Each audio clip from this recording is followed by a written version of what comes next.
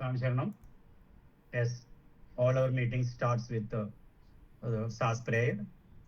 Let us start today's meeting also with the prayer.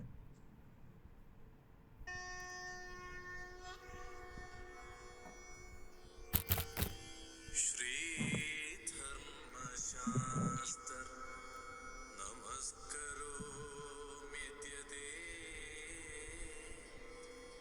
Padaravindam Sharanam Himadrisha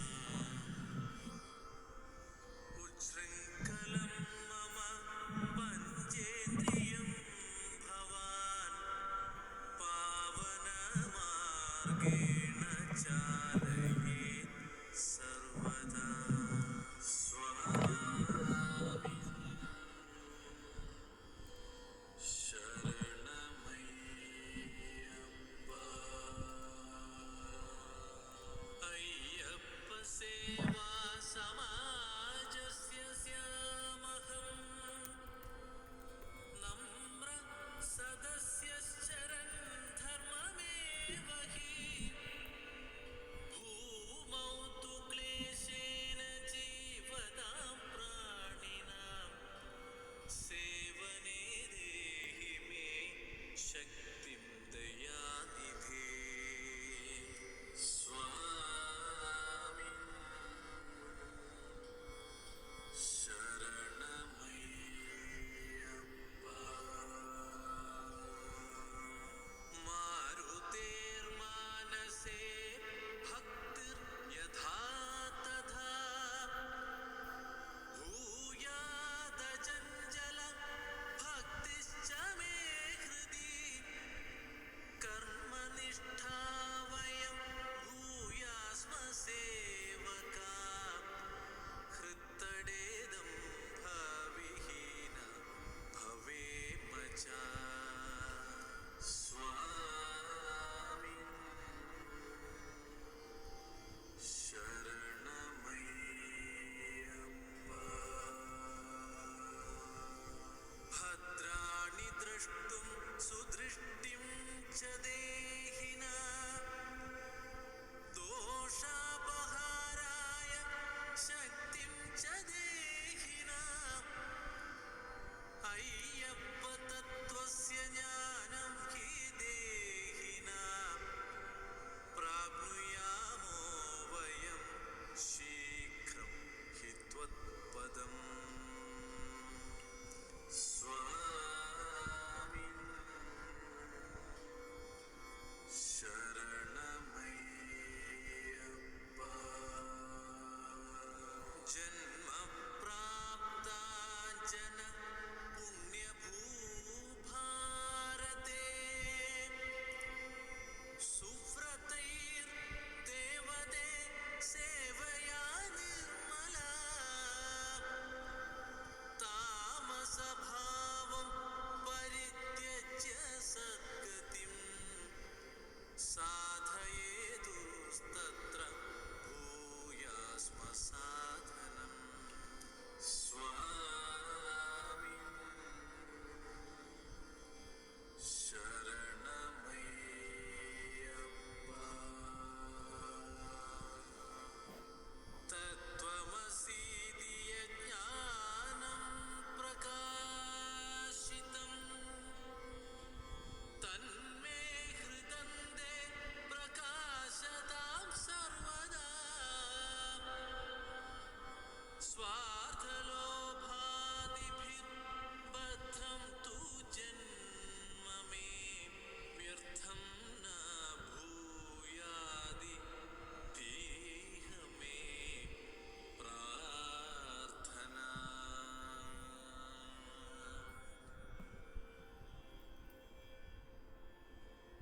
Swami Sharanam. Swami Sharanam. A very good evening to our respected keynote speaker of the day, Shri S.J.R. Kumar, National Chairman of the Sabarimala Ayyappa Seva Samajam. Our esteemed national team members, I'm not taking individual names, fellow SASS members, and all Ayyappa devotees present here today. On behalf of SASS Konkan Pranth, it's a great honor to extend a warm and heartfelt welcome to each one of you. We have gathered here today for a special purpose to discuss the upcoming global Ayyappa Sangamam, a controversial event to be held at Pampa and organized by the government of Kerala. Because all of us know that Kerala government is famous for doing such type of events. This meet is not just a gathering, it is a significant step towards uniting Ayyappa devotees from around the corner. It provides us with a unique platform to deliberate on the challenges and opportunities we face in our collective mission. As members of SASS, we are the Karyakartas, the dedicated volunteers committed to serve the devotees and upholding the sanctity of Sabarimala. The sacred traditions and spiritual integrity of Sabarimala are our paramount responsibility. This meeting is an opportunity for us to reflect on the vital role we play in safeguarding its sanctity. We must understand our duties, coordinate our efforts, and ensure that every action we take contributes to the preservation of this hallowed pilgrimage. I'm sure that our chairman, Shri Kumarji, will guide us on the issues, the role we must play in safeguarding the sanctity of Sabarimala traditions, etc. Let us all come together to understand the challenges, unite in with a purpose, and prepare to protect Ayyappa Dharma. Your presence here today shows your commitment and passion for this noble cause. I'm confident that with your active participation, we will arrive at a clear and effective plan for the global Ayyappa meet. Thank you all for joining us. May Lord Ayyappa bless all of us in abundance to tackle this issue. Swami Sharanam Ayyappa. Thank you, Dr. Suresh. Uh, our General Secretary of Konkan Pranth, Shri Kumar Vaidyanathanji, is traveling. So, therefore, I would take this opportunity to welcome other national key members as our chairman requested. So, we have Mr. Ajit Krishnan. I'm just going by the order of G Meet names. Mr. Ajit Krishnan, National Secretary, welcome G. I hereby welcome Shri Ganeshan Paramashivam National Secretary. We have Mr. Manu Rajan National Secretary, Public Relations. We have Shri Murli Kolangat Dakshin Kshetra General Secretary. We have our National Working Chairman, Shri Murugan Selvanji also over here. Welcome, sir. We have Shri Prakash Ji, our National Treasurer. Then I'm just going by the sequence, and also Shri Vijay Kumar Ji, National Secretary from Madhya Bharat. Apart from that, I also take this opportunity to welcome key members from other states, which includes, if I have not missed, Rajan Babuji. Rajan Babuji was here. So Rajan Babuji also from the national team, National Secretary. From the other state, Paschim Maharashtra, I hereby welcome the President, Dr. Nandakumar Nayarji. I also welcome Shri Ravindra Kurpuji, General Secretary of SASS, Paschim Maharashtra.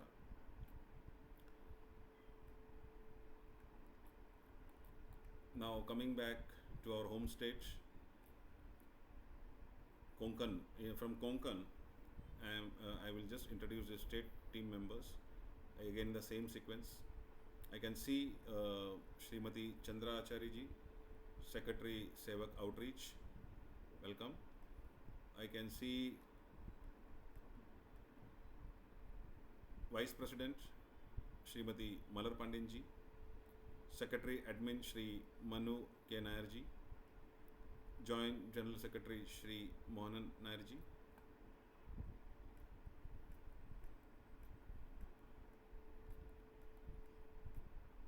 Secretary Srimati Tangabai Nadarji, and all other important dignitaries present over here. So the formal introduction is done, sir. I think now it's all yours. I formally invite our Honorable National Chairman to take over. Samrakshana. Swami Sharanam. Am I audible, Girish ji? Yes, sir. You are very much audible. Yeah. Distinguished members of SASS family, I am very happy to see you all on this occasion. Probably many of us, maybe we are meeting each other for the first time. Sorry that I couldn't make earlier because of some other commitments. And I'm very glad that all of you, all the members of SASS in Konkan area are actively involved in various activities of SASS for many years. And maybe if you have joined recently, I welcome all those who have joined recently, who have taken up certain positions there. Now, about Sabarimala, I think you all know about Sabarimala. I don't have to tell you anything about Sabarimala, the rituals, traditions, practices, all those happening in Sabarimala, and all of us would have gone there many, many times. But actually, Sabarimala has been facing a lot of challenges, not recently, but from decades together. Especially after the role of the Maharaja when the Travancore, actually originally the Sabarimala temple and its surroundings belonged to Pandalam Raja. You may all know that. And due to a pact that happened in 1820, because of the threat from the Tipu Sultan, the so-called man, very ferocious. He has been attacking all the princely states, especially the Hindu states, and they needed some kind of protection. So Pandalam being a small state, they wanted protection from the Travancore state, and since they didn't have enough money to pay them the annual payment, so they had signed a pact with the Travancore palace, Travancore royal family in 1820, and accordingly the Sabarimala temple and surrounding places running into hundreds of kilometers actually went into the hands of Travancore. That is how Sabarimala became part of the Travancore kingdom. Later on, in 1947, after the freedom movement, all princely states were asked to join with the union. And similarly, Travancore also joined with the union. And in 1949, a pact was signed between the central government and the Travancore and Cochin Maharajas. That pact is called covenant.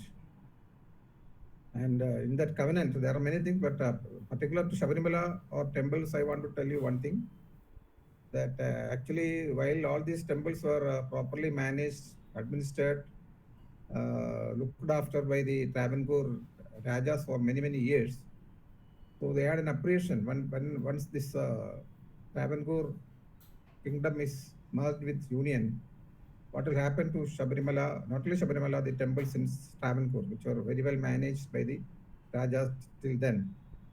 So because of that, in the pact, a condition was written down that all such temples will be guarded by a system, by a board called the Devasam board, and they will look after the administrative part. All the rituals, practices, and other things will be looked after by each temple by its own ways and means, which has been happening for many, many years.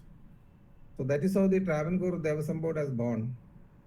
And but in the first year, actually, when this pact was done in 1949, May 28th, and subsequently for first 1 year, actually, there are only 2 members, very well-known people as Devasam board members.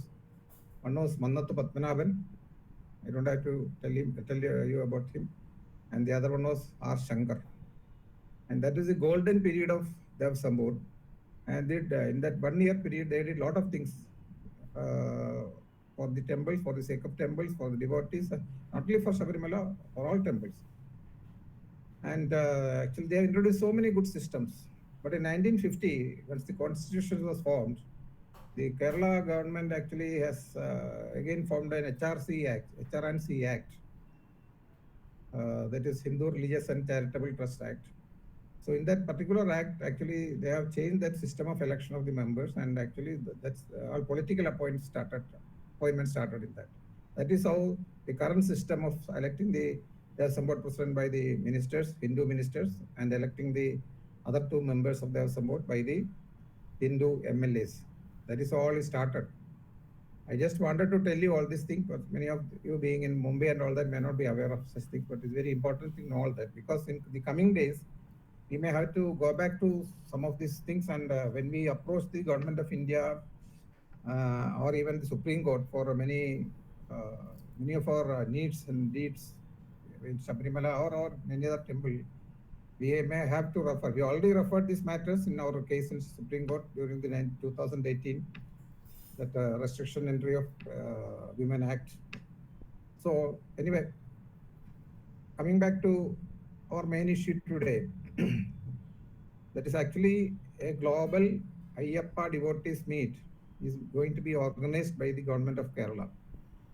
Very importantly, government of Kerala. I think it is for the first time that a government is convening a meeting of the devotees of a particular religion, of a particular devotees of a particular religion, not only religion, particular temple. So the first issue is actually whether an elected government, democratically elected government, who has taken oath on the Constitution of India, have any right to perform such act. That is to side with a particular religion, to convene the meeting, or do anything for that matter with regard to a particular religion or its devotees. As far as I know, or as far as the legal fraternity tells us, they don't have the right. It is against the Constitution. That is first thing. Then why are they doing this? That is very important. See, what is actually the history of this particular government, especially the CPM, or all left parties, or for that matter, even the Congress party is also not different, much different, because Sabarimala has been a milking cow for all these governments throughout these years.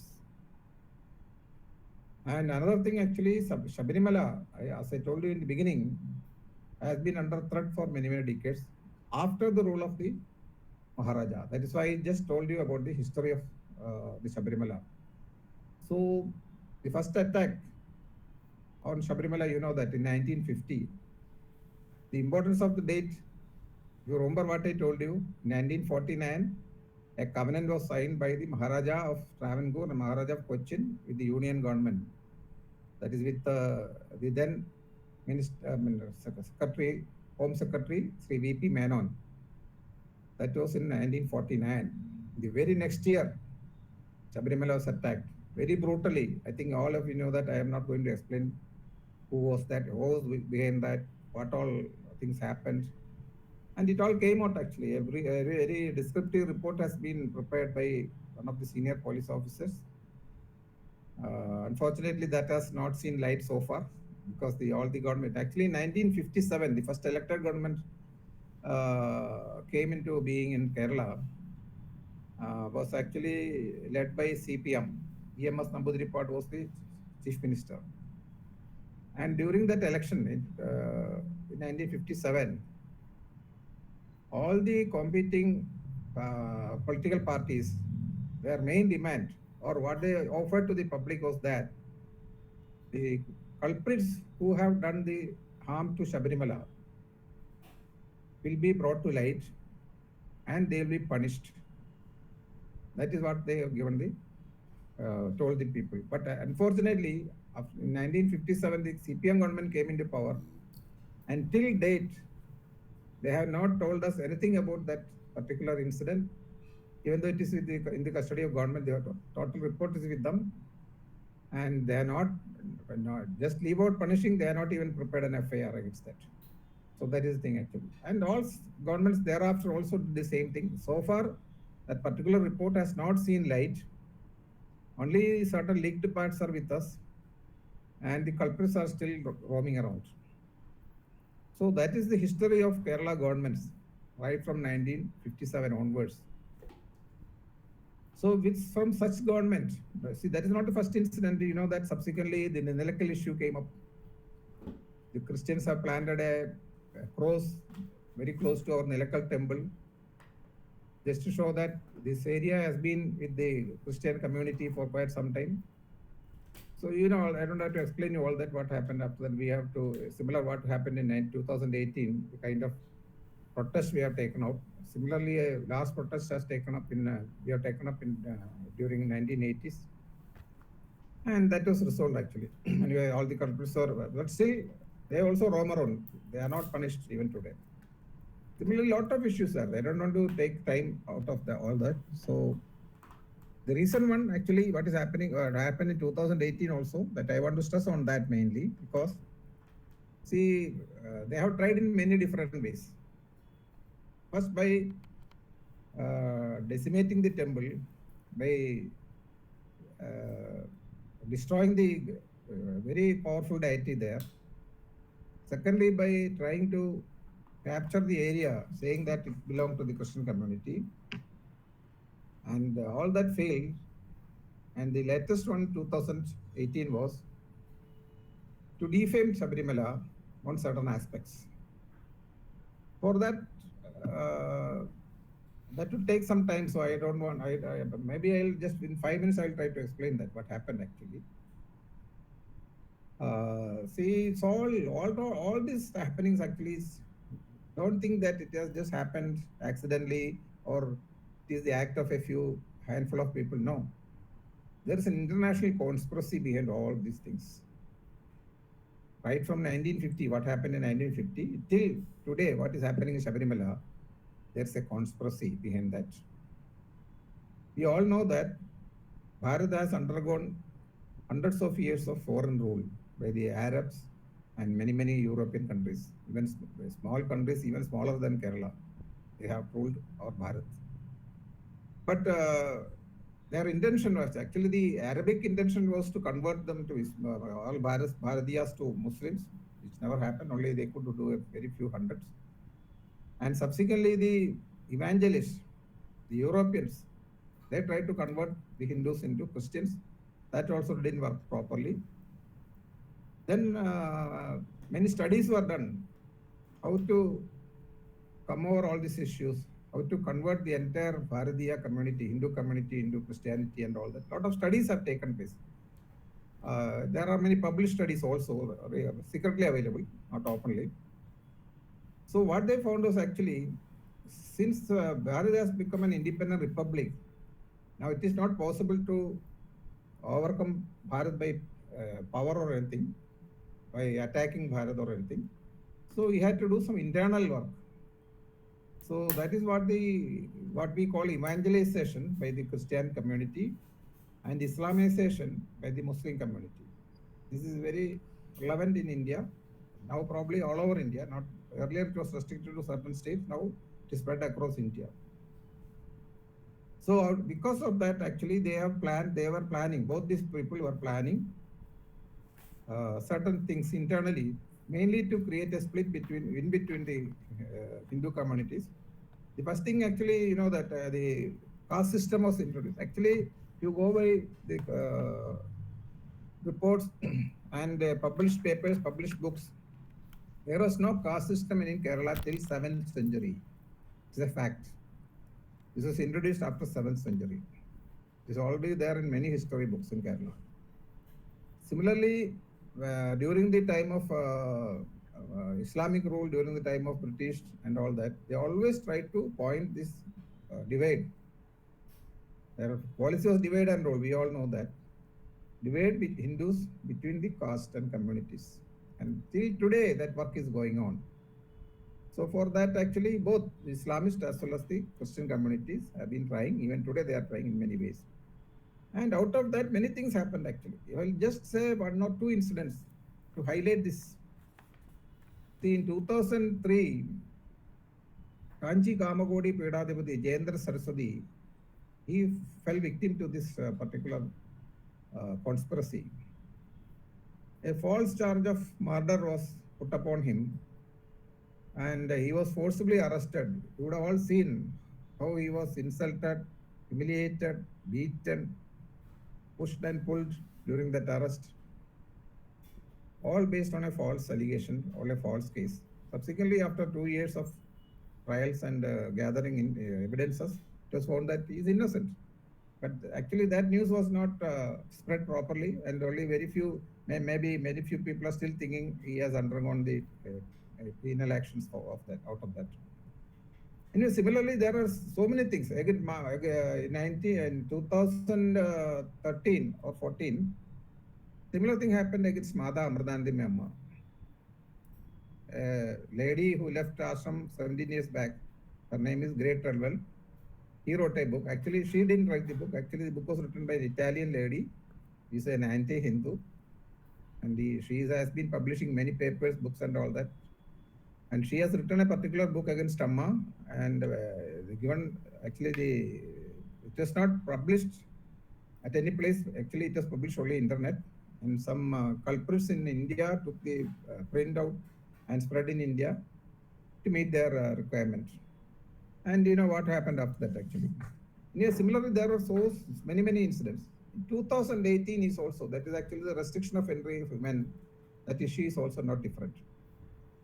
Because because of limited time, I am not going to the luxury. You may please read all that is available in many books, maybe in internet also it's available. I would request everyone to just go through all this history of Kerala because it's very important. How it took turnaround, how things turn around, and how it became an anti-Hindu state, and a lot of such things.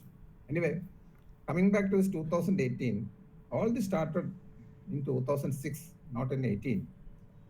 A Deva Prashnam was held in Sabarimala in 2006, very controversial one.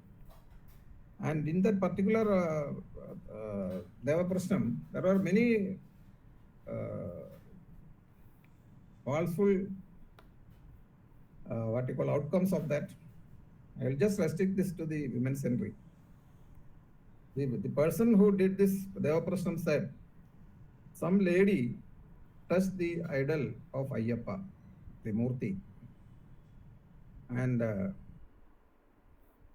people who have gone to Sabarimala, we know that it is not easy to touch the deity by even leaning from the from the door or anything like that. So this was questioned, but actually the very second day, a lady from Bangalore, she was an MLC, she claimed, I am the person who touched the idol. So this is all part of the controversy. I'm not going in detail of that. The third day, actually, she explained how it all happened. She said there was a big rush and all that. Somebody has pushed me, and I just fell across the door of the sanctum, and I could touch. It's impossible, as we all know. It's a part of the controversy again. Anyway, since the Deva Prashnam, it was found that somebody has touched the idol, some lady has touched the idol. Even if it is gender also, there is an issue because none other than the priest is supposed to touch the idol in Sabarimala or any temple in Kerala. Second thing is actually when the lady who supposed to be has touched, she has claimed herself that she has touched. So the temple authorities decided to do a Prashna Pariharam.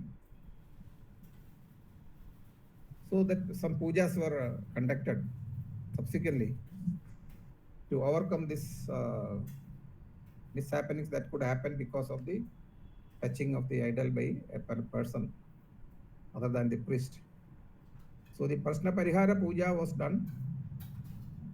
So there is one chapter. Immediately after a week in 2006 itself, two articles appear in New Delhi.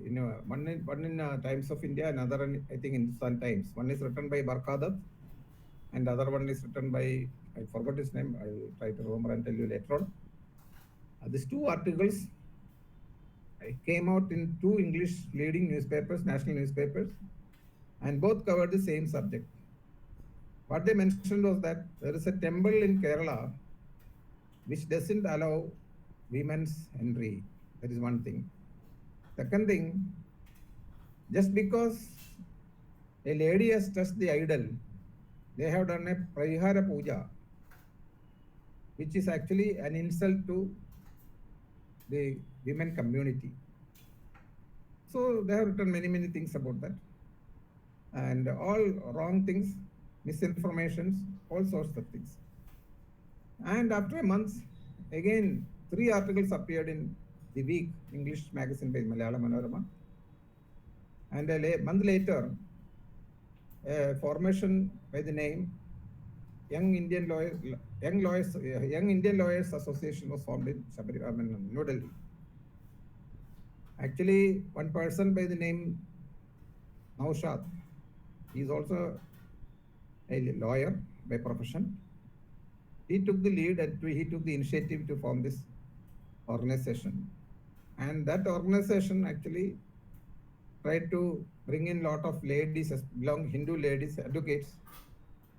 And in a week's time, actually, they have prepared a bill, a public interest litigation, framing a lot of charges against Sabarimala temple. And they have pointed out their main evidence was nothing but the newspaper report, the articles which came in newspapers. And the Supreme Court accepted and took on file. The case went on. But thinking that it could be a controversial factor, the Supreme Court did not bring that to the discussion or even for a what you call pleading or for any further. There was no further progress in Supreme Court. That was kept there. But when the Modi government came up in 2014, so a lot of cases, similar cases, are dug up, and like that, this also came to light, and the argument coming up in the Supreme Court, and rest all you know that what happened, and the initial judgment went against us, mainly on many counts, which is all actually all wrong things. That's how subsequently when we went for the review petition and also writ petition, actually a lot of those things got covered, and actually we could get a correct direction from the central government's Supreme Court.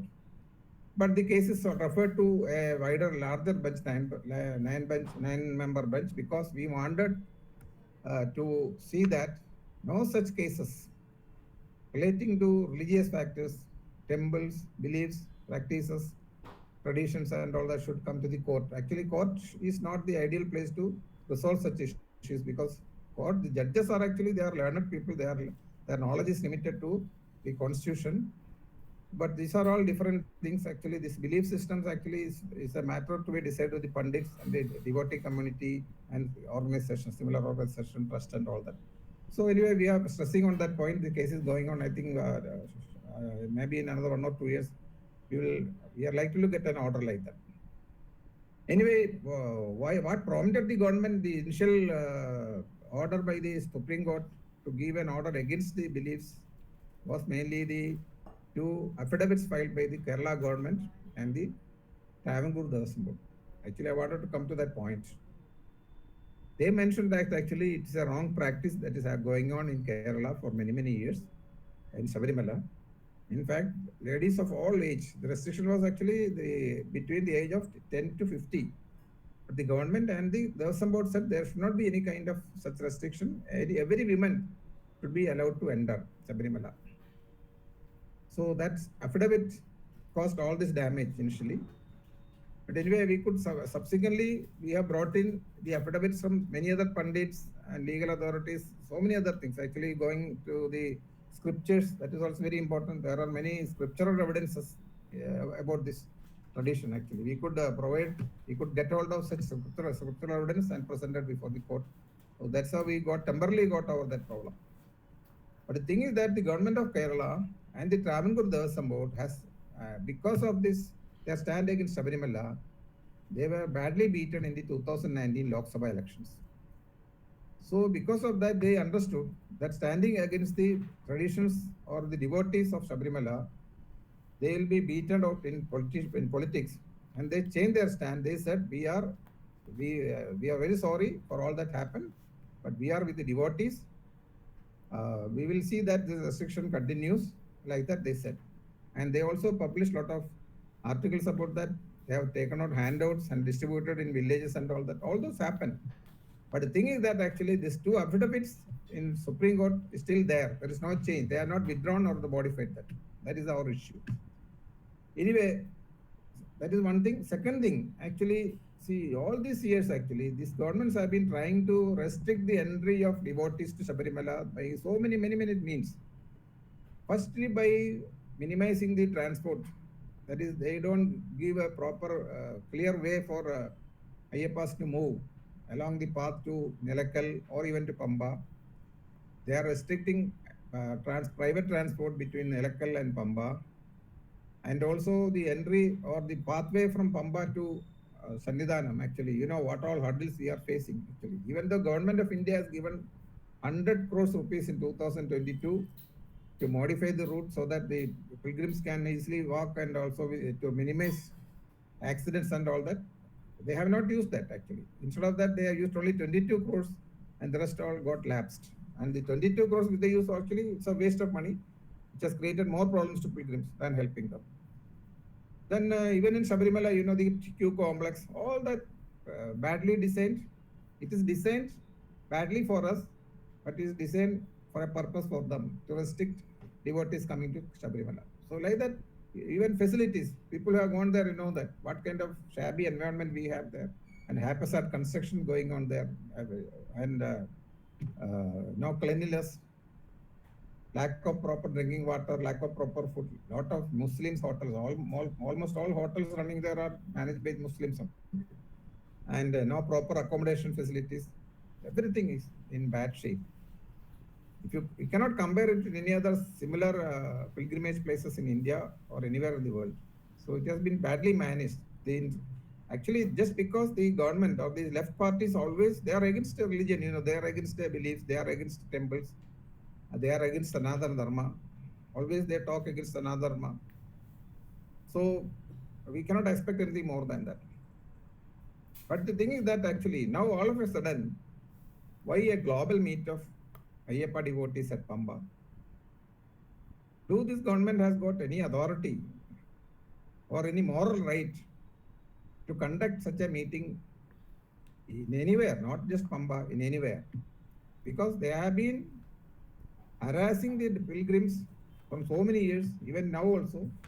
They are not providing proper facilities. They are standing against the traditions of Sabarimala. Even till today, they have not withdrawn the affidavits, or they have not modified the affidavit given in Supreme Court. Then how can they convene such a meeting? What will be the idea behind this?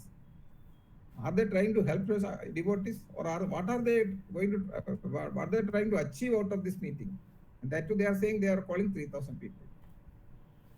So from this, why I told you all these things, to just give an idea of what the government is, what are their modus operandi in Sabarimala, what the pilgrims, devotees, and the temple authorities like Tandri, Pujari, all those people who are suffering out of this concept of the government, ruling government, to try to prevent Ayyappa devotees coming to Sabarimala and to defame Sabarimala in whatever possible manner.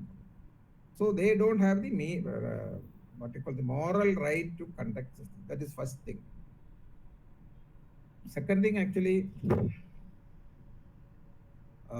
see, when this meeting was announced, immediately the ladies who were forcibly brought to Sabarimala during the 2019 agitation time, you know that one Bindu Ammani and a few other ladies.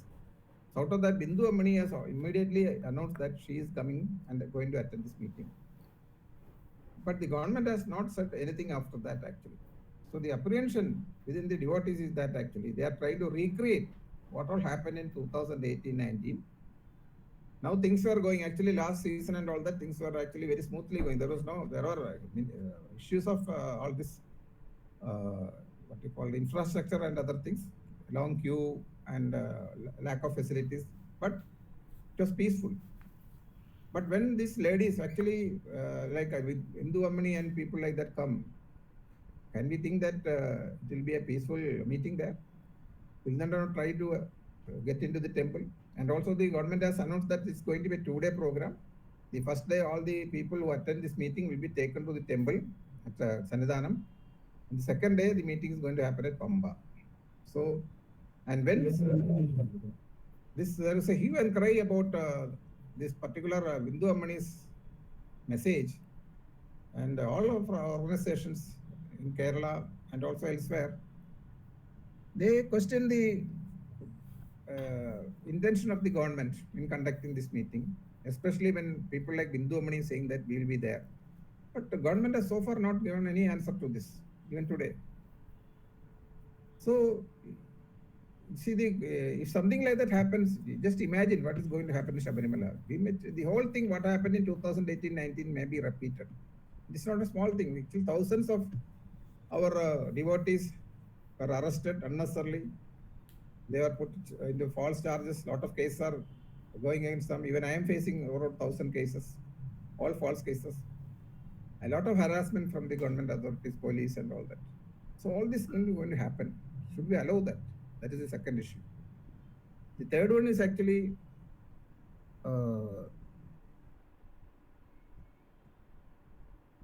the actually 2018-19, after this incident happened, and 2019 they got a setback in the elections, and they said we will not be going against the devotees, we will be supporting them and all that.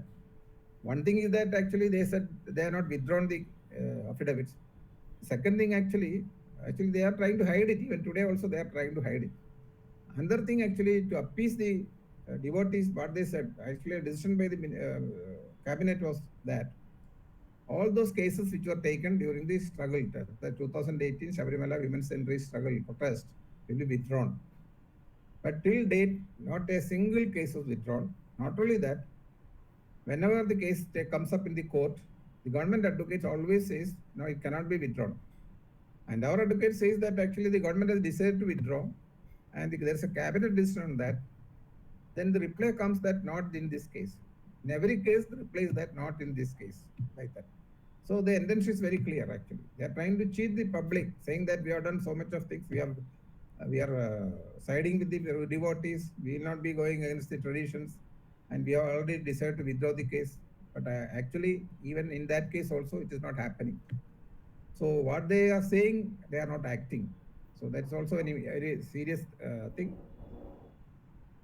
Then other thing, actually, about the facilities. Actually, there has been an intervention by the Supreme Court many times on the infrastructure provided at Sabarimala. In 2003, the Supreme Court has asked the Kerala government to institute a technical body to conduct a study and give a detailed project report. And one company by the name IL&FS, probably you all know that it's a very popular company. They have been appointed to do this work, and actually they have submitted a very elaborate master plan, actually. But they so far, that actually happened in 2012, actually 2003-4, they were appointed, and they have given the report in 2008, and then went through all the legal formalities, and ultimately by 2010 the government said we'll implement it. But so far, even 1% of that, whatever has been suggested in that particular project report, has not been implemented. And no money is provided. Even money provided by the government of India, as I told you in 2022, is not used, it has been lapsed. So the interest, I told you earlier also, the intention of the government is not to provide any facility, such that more and more devotees come there and have a proper darshan, safe and secure darshan and all that. So that is not implemented. So this is actually, I am very, now already it is 9:10, so I don't want to, because we started very late. So I have actually given out a very elaborate press release. I think it was published in our almost all groups in English as well as in many regional languages.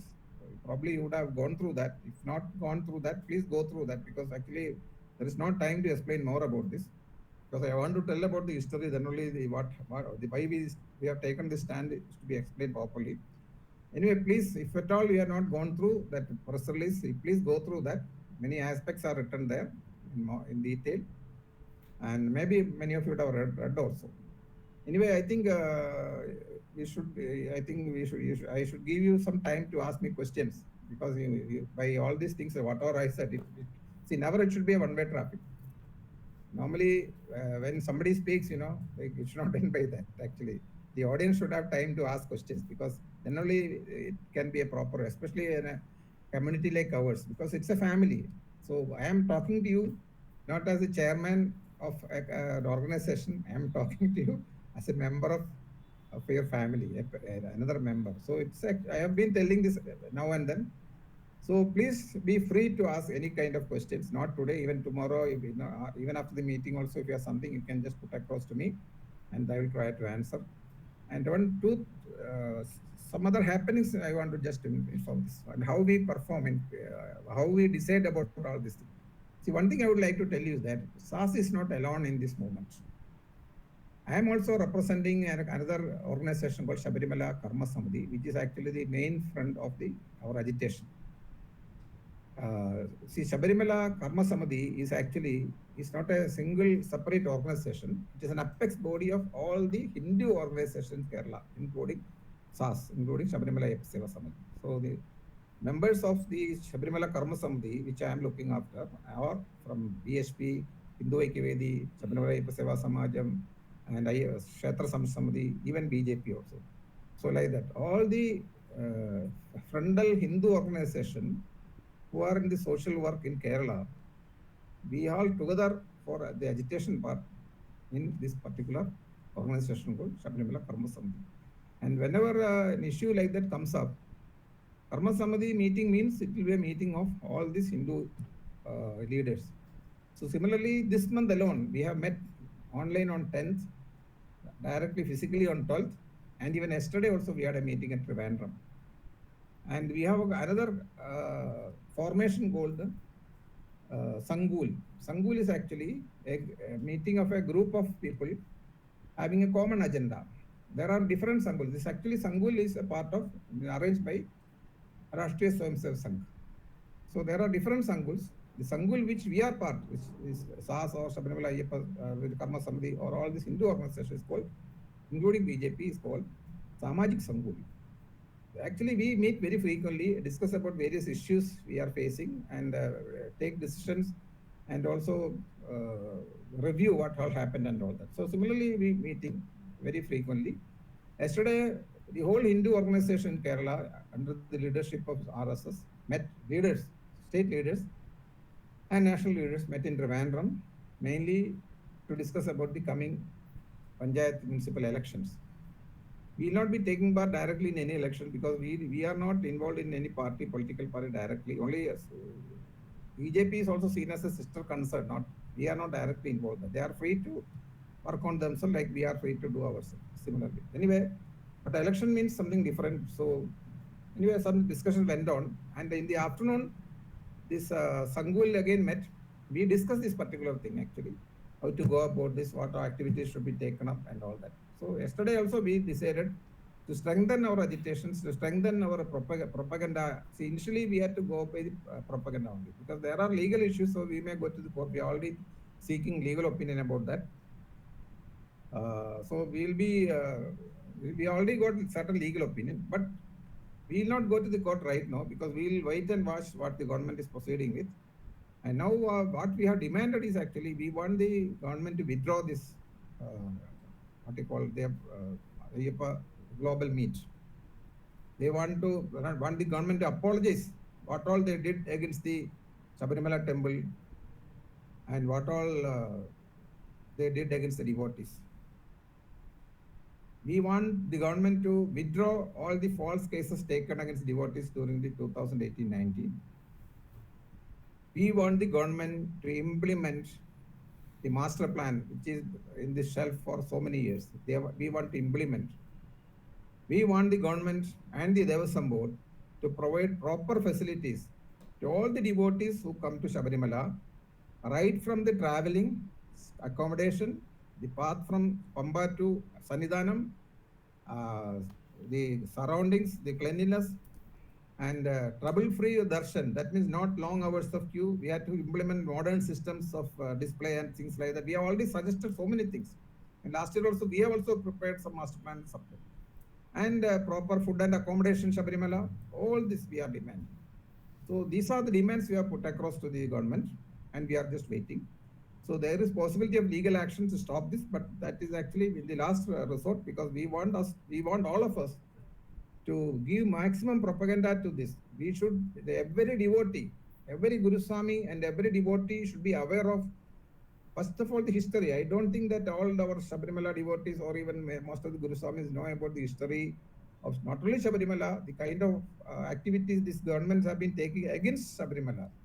Because they see, no Guru Swami is supposed to go and sit with this government, because they have been acting against us. They have been acting against Sanatana Dharma. They have been saying that Ganapati is a myth.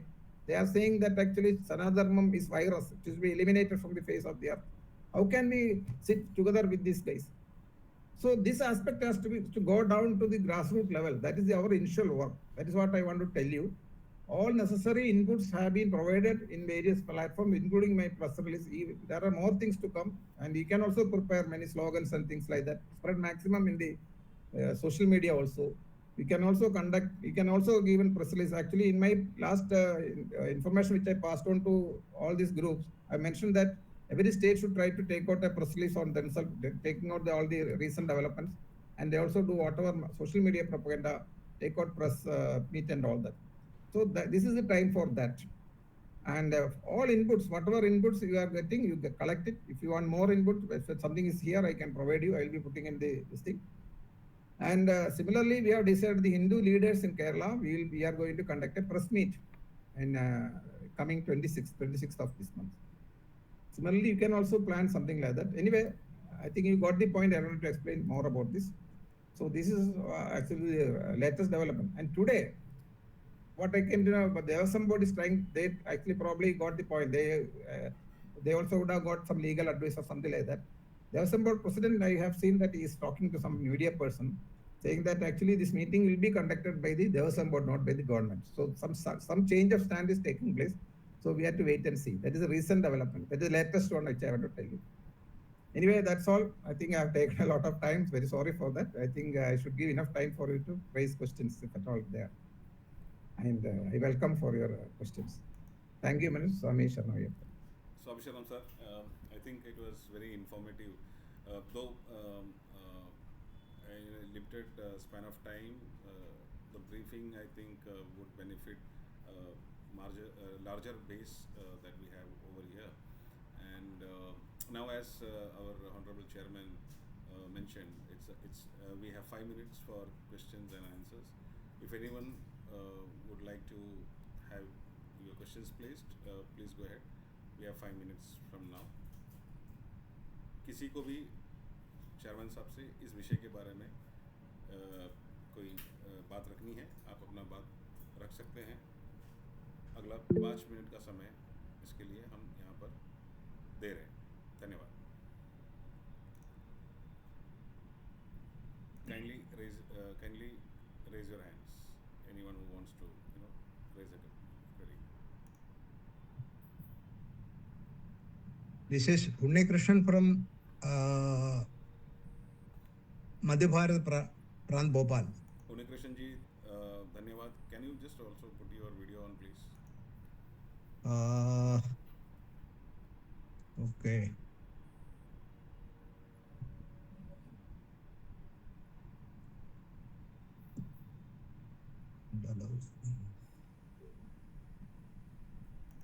Please go ahead, Unnikrishnan ji. Oh, just a minute. Not able to. Okay, no problem. Please proceed. As Shri S.J.R. Kumar has said that the government is not authenticated to call the Sangamam, then why can we go to the court for a stay against this Sangamam? Anyway, actually, I have explained this in my briefing. I told you that actually now things are evolving. Actually, every day something is happening and all that. We have to wait and watch, because we should not just go to the court, because myself have gone to the court, Supreme Court, and also the High Court with so many instances. Actually, I am only dealing this Supreme Court case, the particular Sabarimala women's century case. And from my experience, I am almost handling more than 1,000 cases in the various courts. So I am not a lawyer. I want to clarify that. My experience is that actually we should go to the court as a last resort, because you know that how the court is nowadays reciprocating. Now, yesterday's Supreme Court, not only yesterday's, from last so many years also, if you just look at the Supreme Court case, except few cases like Ayodhya and all that, most of the cases actually against the Hindu Dharma, against Bharat, our culture and all that. And even against the central government, even against constitution also sometimes. So we have to be very careful, and we try to do, try to restrict our cases in court. And the issue is that actually, if the court decides differently, then we are in trouble actually. So we will, of course, as a last resource, nothing else works, then only we go to the court. That's why I explained. Now this is time for us to do maximum propaganda, publication, public this thing by press meets, press releases, and so through social media and such thing actually. So all the publicity related activities, it's time for all publicity related activities, conducting meetings, similarly like this. That is its time actually. So we are already seeking all those things. We don't think that we are just sitting quiet on the legal aspect. I already told you, we have taken the legal opinion from so many people, not only in Kerala and even from the Supreme Court also.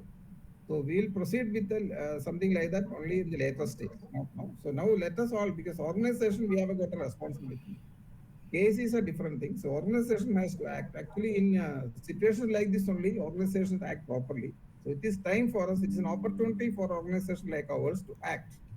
So let us act. Then later on we'll think. We are actually thinking about the court actually. That will be done only in the later stage. I think I have explained you. Okay, thank you, sir. Anyone else?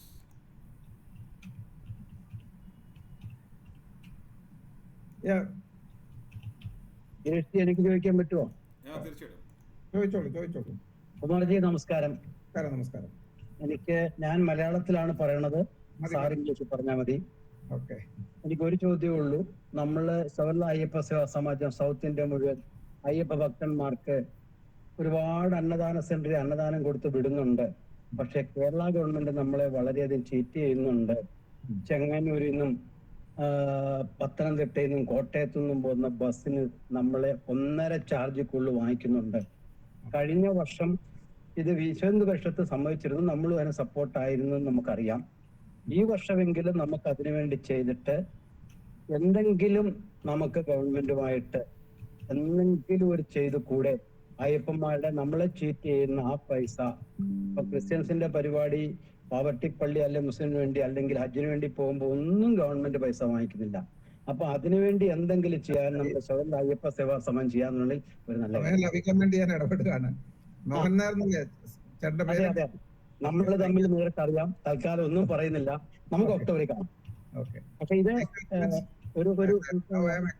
Sri Mohanan Nair has been asking me one thing. Actually, the Kerala government actually is charging 1.5 times the fare in all the public transports from Changanur to Pamba to Nilakal to Pamba is not even 1.5, it is almost 4 times. Correct. Yes. So that is what he was raising actually. Actually, we have been taking up this issue for so many years. The problem is actually, I told you in the beginning, the intention of the government of Kerala, the intention of the Devasam board is not to favor the devotees. They are against us. They want to somehow stop all the pilgrims going to Sabarimala. So our fight, because we don't have any administrative capabilities, we are not in the government, we are not in the Devasam board. So the answer to this would be actually, please elect our BJP people to this Kerala Assembly, Kerala government, then things will change. Sitting outside, what we can do is actually, whatever we could do, we are doing it. Like we are doing a lot of protests, we are going to court. Even this case, actually, I only filed one case. It's still pending in the Kerala High Court about this, what Sri Mohan Nair has said. So not only this, there are many other issues. Like one more thing I want to tell you, that the electricity charges charged to Sabarimala temple is very high actually. It is like it's a commercial charge they are charging. Whereas there are all the other institutions like churches, mosques and all that, they are actually very low rate they are charging, the tariff, electricity tariff. We are charging. Even the facilities they are providing by police, the facilities provided by police, fire, medical and all, they are charging the Devasam board for that. So ultimately, whatever money the Sabarimala temple is getting from the devotees, it's all divided among the state departments. A part goes to transport, part goes to police department, passport to home department, medical, all that actually. So ultimately, the government is thriving more or less on the money which they obtain from Sabarimala. And again, this particular attempt in Pamba, what they are trying to do, the global meet, is one thing is actually to attract some investment and all that. That is what actually today they have said that there is no such intention, but it is there. Also to defame and also try to create situation like what is in 2018. I hope I have answered your question. ചേട്ടാ മനസ്സിലായല്ലോ നമ്മൾ fight എനിക്ക് മനസ്സിലായി. ഒരുപാട് സന്തോഷം. Now I may call upon our national working chairman, Shri Murugan Selvanji, to keep your views, please. Samrakshana.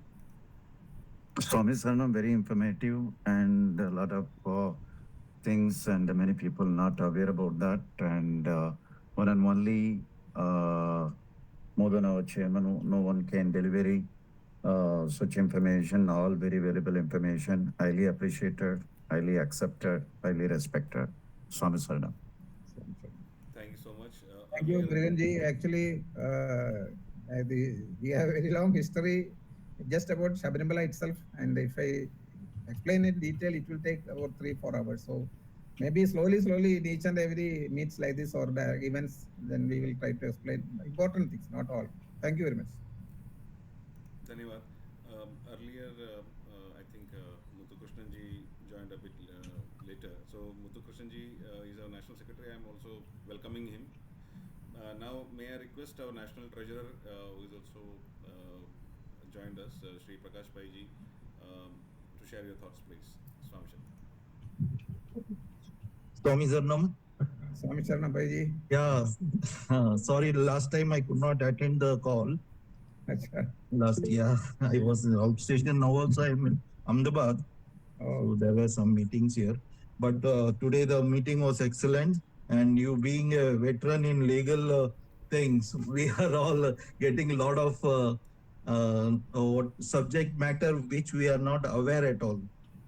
We are in Mumbai, and certain things it comes in WhatsApp and other places. We don't find time to read also fully. We just browse and leave it. But once you say, it hammers our mind inside.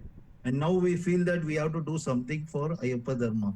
And under your leadership, I request you, we can do a lot of things to implement these things. What SASS can do for Ayyappa Dharma, to protect Ayyappa Dharma, and not only in Kerala, everywhere.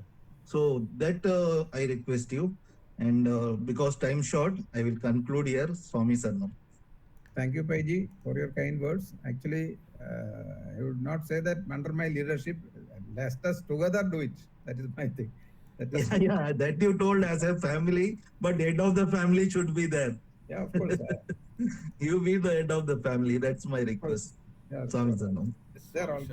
We also have a special guest from Malaysia, SASS Malaysia, Shri Veeramuthu ji.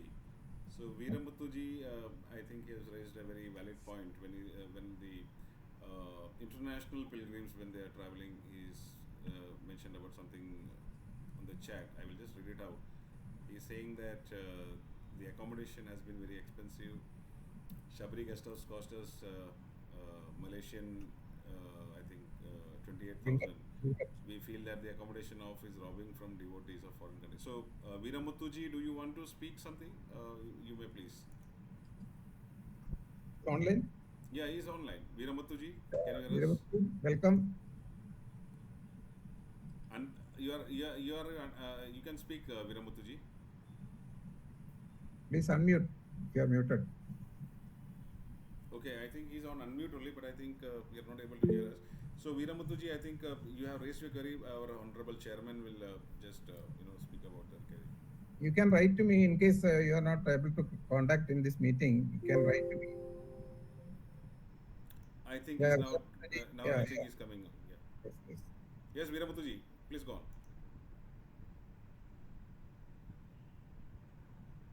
Sir, we are unable to hear you, Veeramuthu ji.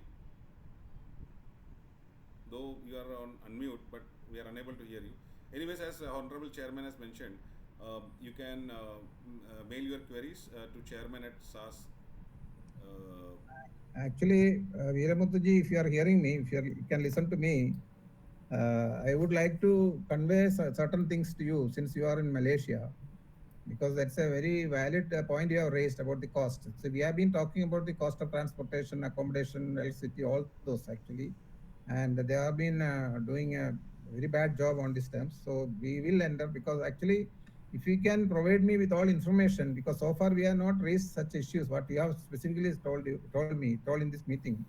So if you can just write to me in my email ID, I think Girishti can provide my email ID. So we can include whatever your demands, and also we can put up even, see, 26th actually as I told you, we are going to have a press meet in Kochi by all our Hindu leaders. So there again we can raise all these issues. So if you can please raise all those things, please write to me. And I would also like to inform you certain other things also. Please write to me if you can, please. Thank you very much. Swami Sharma. Okay, thank you, sir. Later on, I think few more people have joined. Just would like to welcome Venkatji. He's our ex-secretary IT and currently part of the Annadhanam committee. Then we have also Sumati madam, who is the vice president of Paschim Maharashtra. She welcome Sumati ji. And if I have missed out calling out any names, please forgive me. I think now it's time that we wind up. I think the question answer is overdone, and I would now request our SASS Konkan treasurer, Mr. Shashank Shaji, for the vote of thanks. Swami Shanaya. Swami Sharanam to everybody. Before concluding with the vote of thanks, I see Rajan Babu's hand raised. Rajan Babuji, if you have to say something, please go ahead. Yeah, Rajan Babuji, please. Yes, Swami Sharanam. Are you able to hear me? Yeah, sure. Please. Yeah, I saw that I heard you are having a meeting with other Hindu community leaders on 26th, and we are going to take some decision. Very glad to know about it. And I also wanted to say only that we should rope in all the organizations who are providing this kind of service to Hindu religion. I think that will strengthen us, because today, as you explained in your speech, the threat is not small. The threat is by an international conspiracy. I think you have made that point very clear. So we have to rope in almost every Hindu organization to be supportive to this Ayyappa Dharma. That's what I wanted to say. Thank you, Rajan Babuji. You have raised a very valuable information. And I think during my speeches last 1 year or even before, I've been stressing on this point actually. We have to work along with other organizations. That is very, very important, because that's how we work. And I have given a lot of examples even during my visit to Tamil Nadu, South Tamil Nadu, North, all that.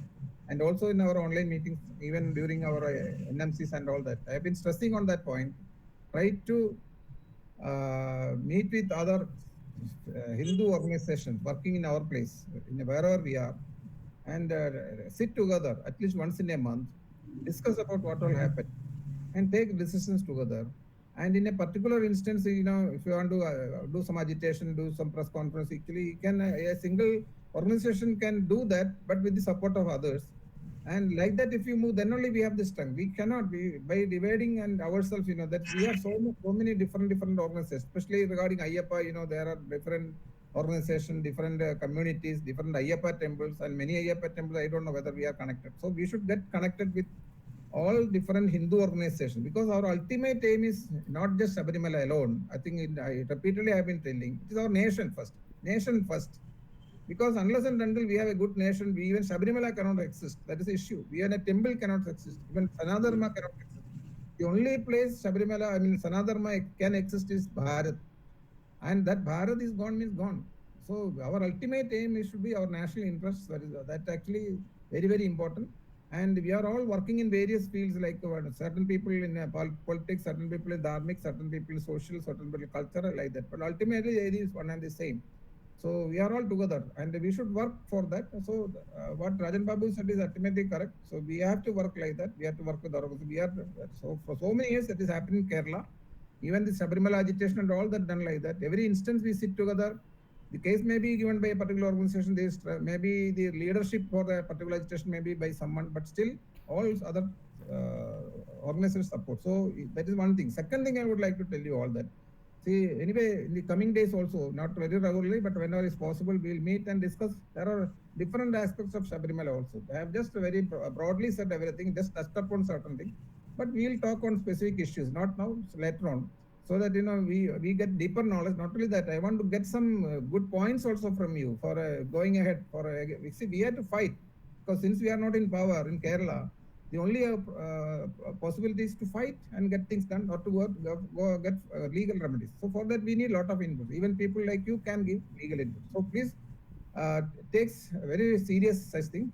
And thirdly, try to give all that information. You convene meeting at district level, taluk level, wherever it possible, down like that. It should reach to the grassroots level, till the last devotee, till the last Guru Swami, and to every Ayyappa temple also.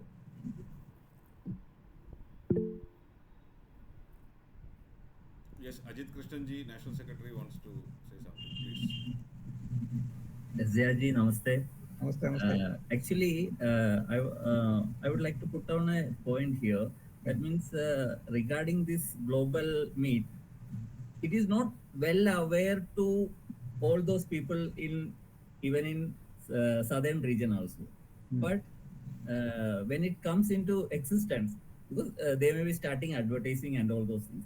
Before that, I think we should priorly start our agitation, and it should be advertised properly so that it should reach the entire Ayyappa devotees. So there we have to concentrate more, and we should have a plan also how to do it properly before they approach for regarding this global meet. Once it's an announcement over there, but even I was in Kerala, nobody knows. Even in being in Pandalam also, nobody knows means such a meet is going on. But we have to approach in a way that our agitation is against the meeting and it should reach the devotees. I think from temple to temple, some circular or something like we should reach out. Samrakshana. Yeah, you are right. Actually, we have been doing that only. That's why during my talk, I was telling that we should adopt all possible social media and all other media publicity. So that has been, we are doing it actually. If you just look at actually I have posted a few of the news reports, few of my own, what you call TV bites, and also some TV discussion, panel discussion, and all. I have posted in my NMC. I don't know if people have shared in other units. So this is happening for last couple of weeks actually, and in papers also it is there. In many media it is appearing, and actually it's for us. It's our prime duty now to give maximum publicity so that people know what is what.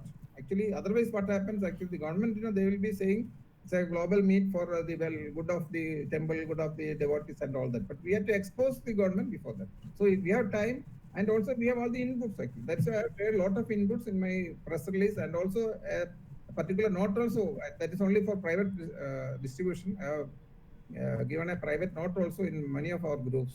So what you said is absolutely right. All of us, actually, it should be done in every part, not only in Kerala, it has to be done in every state and even outside. That's why I wanted to convey that to the Malaysian brother there. So when we talk, I'll be stressing on that point also. Namaste.